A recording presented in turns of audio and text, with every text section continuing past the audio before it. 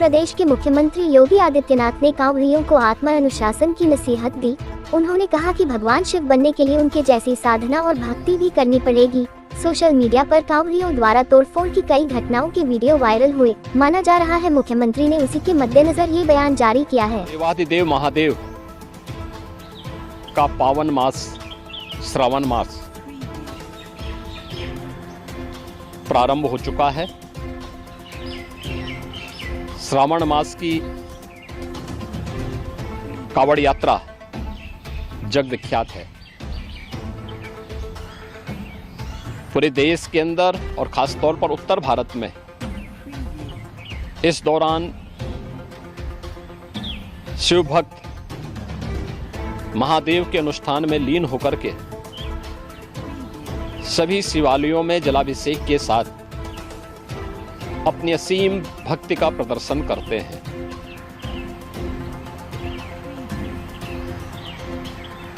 केंद्र और राज्य शासन ने मिलकर के श्रद्धालु जनों की सुरक्षा, उनकी सुविधा, उनकी सुगम और सुरक्षित यात्रा के लिए अनेक प्रबंध किए हैं। कहीं कोई दिक्कत न हो, कहीं कोई अव्यवस्था न फैले, कोई भी उनकी आस्था के साथ खिलवाड़ न करने पाए, इन सब बातों का ध्यान में रख करके प्रयास प्रारंभ किए गए हैं। लेकिन हमें इस बात जरूर ध्यान में रखना होगा, मैं सभी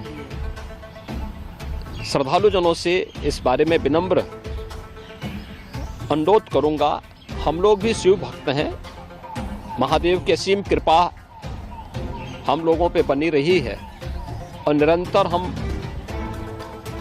महादेव से यही प्रार्थना करते हैं कि उनकी कृपा सदैव बनी रहे। कोई भी पर्व और त्योहार, कोई भी साधना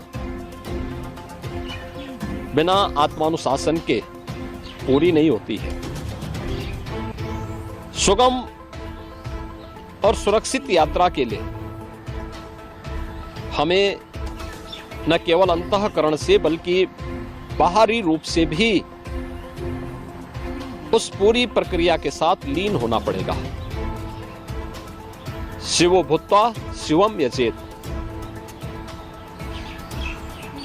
शिव बनने के लिए शिव जैसी साधना भी चाहिए, उस प्रकार का आत्मानुशासन भी चाहिए, और तब यह कावड़ यात्रा न केवल श्रद्धा और विश्वास की प्रतीक के रूप में बल्कि आम जन के व्यापक विश्वास की प्रतीक बनकर के उभरेगी। जैसा कि इस समय हम लोग देख रहे हैं माहौल कि असीम श्रद्धा भाव के साथ जनता जनार्दन समाज के अलग अलग तबके के लोग उनकी सेवा के लिए तत्परता के साथ कार्य कर रही है। और सरकार ने भी अपने स्तर पर न केवल बेहतरीन पेट्रोलिंग के माध्यम से, स्वच्छता के माध्यम से, स्वास्थ्य की व्यवस्था के माध्यम से शिविर लगा करके भी अनेक प्रयास प्रारंभ किए हैं और आवश्यकता अनुसार ड्रोन और हेलीकॉप्टर से निगरानी और पुष्प वर्षा की व्यवस्था भी इसके लिए की है।